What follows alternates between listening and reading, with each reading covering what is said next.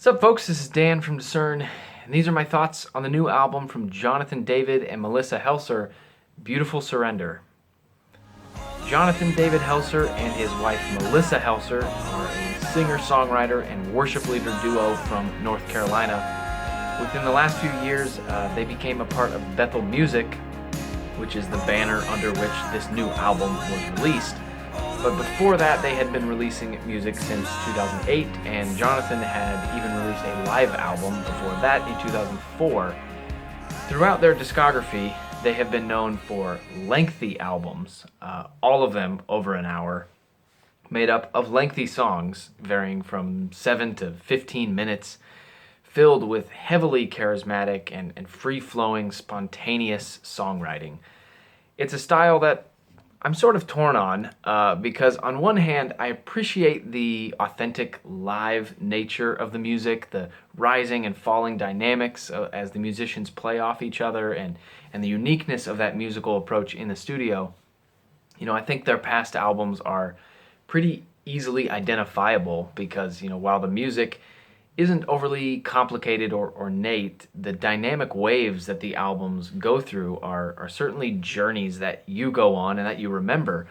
And even when the music fades into the background of whatever you're doing, if you aren't focused directly on it, you still feel an essence of the emotional dance that the music moves through. But on the other hand, the spontaneous nature of the lyrics in particular have led to moments of droning repetition, stale and just throwaway phrases, things that would be like a first draft in any other songwriting context, silly or corny lyrics, sort of nonsensical, and even some heretical or at the very least theologically questionable lyrics, especially when it comes to how much we are worth in the sight of God, issues of self-esteem, self-worth, self-value, and basically an overinflated view of self in relation to God. But it wasn't all bad, lyrically. I mean, there are some well-crafted metaphors, some clever turns of phrase, and some true gospel faithfulness in these albums, too. Oftentimes, their music has perplexed me because it can be so solid on the work of Christ, singing about his saving death in really powerful ways. And then it can be extremely flighty and emotional, just weightless and lacking in meaningful substance. So all that being said, this new album, for better or for worse, is a departure from that spontaneous, lengthy song style. Structurally, I guess it is kind of similar to their last album from 2014, On the Shores, but that album did have an extended version companion called Endless Ocean, Bottomless Sea, which felt more true to their sound and style. But it was nearly 2 hours long, so, good gracious, who actually listened to that whole thing in one sitting? But on this new record, it sounds like Bethel Music has struck again, in a negative sense. What I mean is, as with other artists who have become part of the Bethel Music collective, it seems like the nuances and characteristics that have made their music semi-unique is mostly left behind or mashed and molded into something else, which, comes out as a typical Bethel Music sounding release. They have a sound, as in Bethel Music has a sound, which is pretty much, just typical worship music, although they do tend to incorporate more organic instrumentation and some loftier arrangements. But when these artists release their debuts under Bethel Music, they just tend to lose their individual features and they sound more collectively similar to each other. In particular, on this album, I felt like if I were given a random mix of Christine DeMarco songs, who's a fellow Bethel Music artist, and songs sung here by Melissa Helser, I don't think I could determine who is who. Just take the songs Strength and Catch the Wind, for example. The singing style, the lyrical content, the dynamic approach to the arrangements, the musical layout and instrumentation.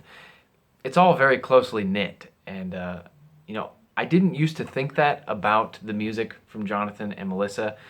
Their previous albums felt more definitively them. It felt different from the surrounding context and their contemporaries. But here we are. This is what the album is, so let's talk about it.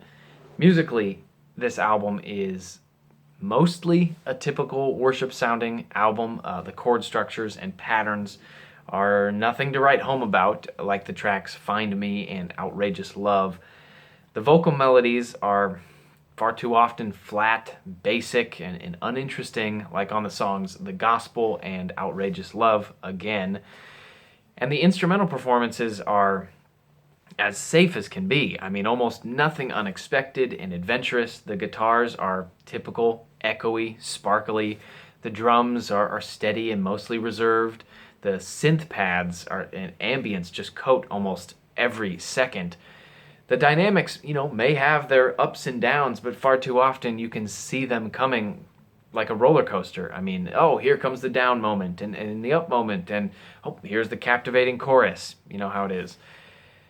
And I have to mention here the song So Much Grace, which is basically a redone version of their song East and West, which is from their band Cageless Birds and their 2014 album Live at Home.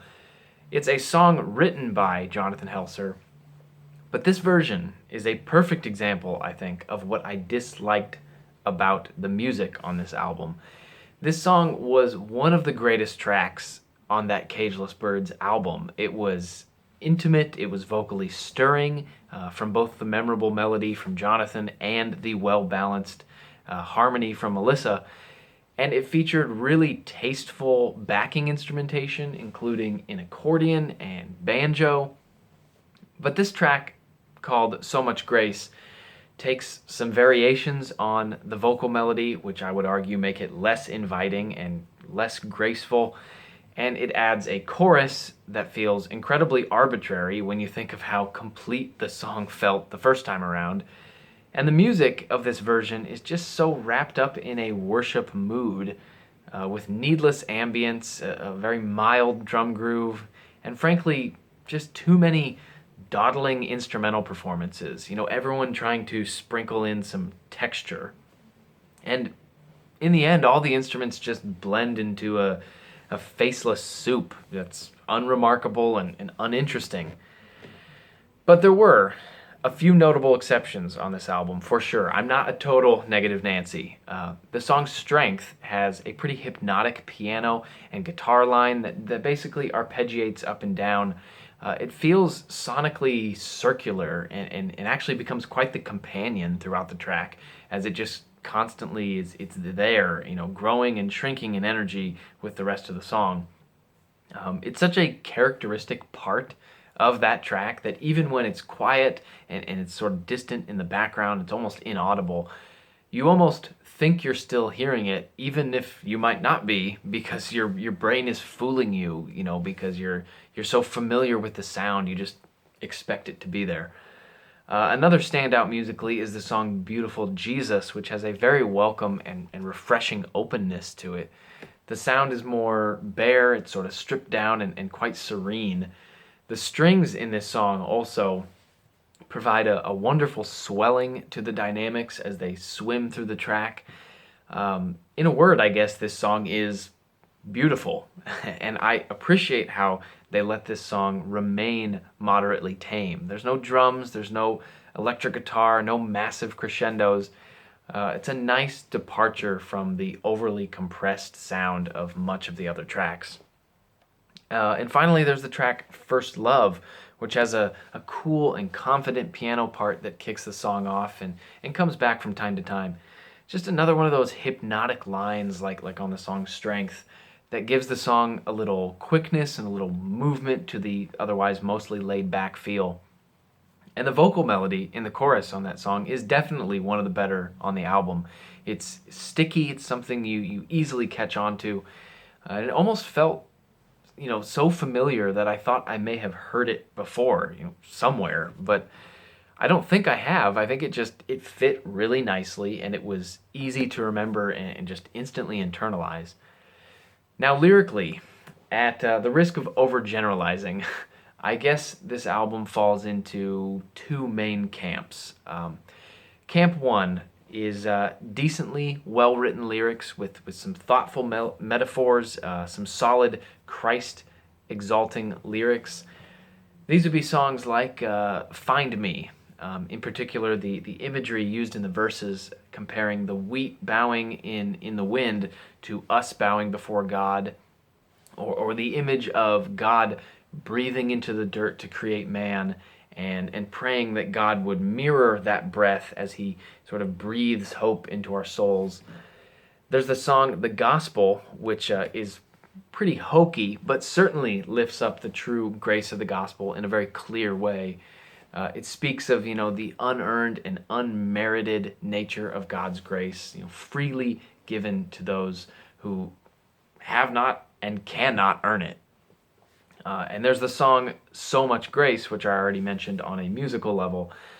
I love the lyrics of this song. The verses are clever and poetic, and the backbone of this song is the depth of the grace of God. His faithful grace that pardons all our sin. And the chorus is definitely creatively unambitious, as he just repeats, there's so much grace, there's so much grace, there's so much grace. But I think the point is made clear in light of the theme of the song.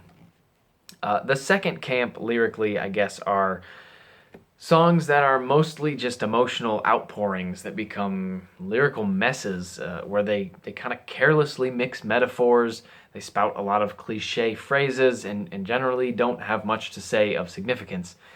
Examples here would be songs like Outrageous Love, which is probably my least favorite song on the album, that contains overplayed phrases like I hear you call my name and see you face to face.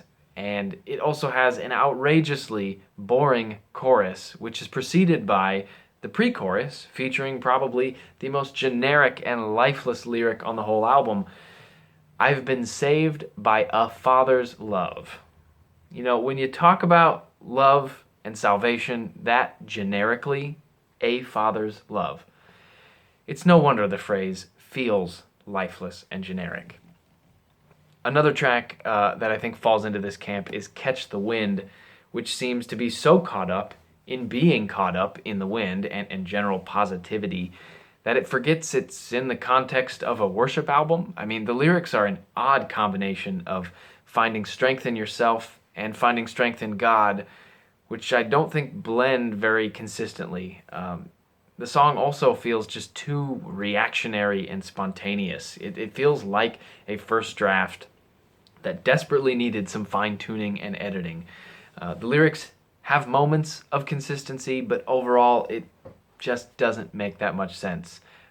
Like, what is the wind that you're catching? It just has this arbitrary positivity and self-worth feeling that doesn't really go anywhere. It doesn't develop or evolve, and it's so vague that I can't strongly grab onto anything it's saying. Now, beyond these two lyrical camps, which are generalizations in a sense, I think a good amount of the songs fall somewhere in between these two, or they bounce between them. Songs like Abba, Arms of a Father, which is actually a song from their previous album. Also, the song You Came, Lazarus, is another good example. There's some great lyrics with the Lazarus metaphor there, and there's some strange lyrics too, like you came, as in you came to raise me from the dead. You came, I knew that you would come. What? Like, weren't you dead?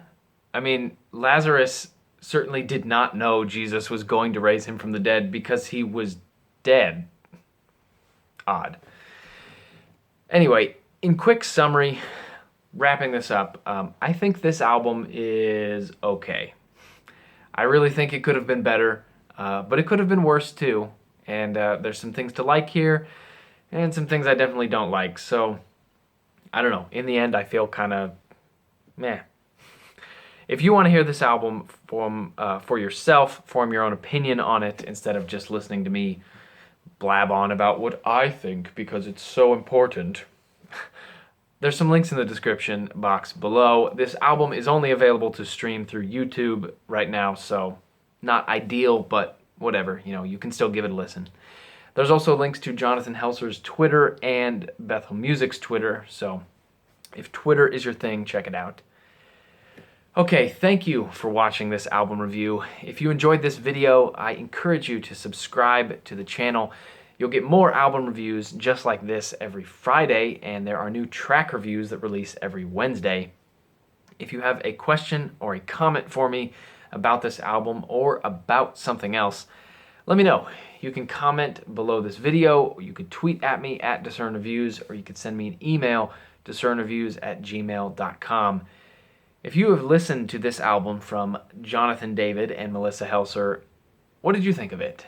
What do you think of their sound under Bethel Music as compared to their previous releases? I think it's a little more cookie cutter, a little more run-of-the-mill, which is disappointing. But how do you feel about it? Let me know in the comments below. Anyways, hope this helps. See ya.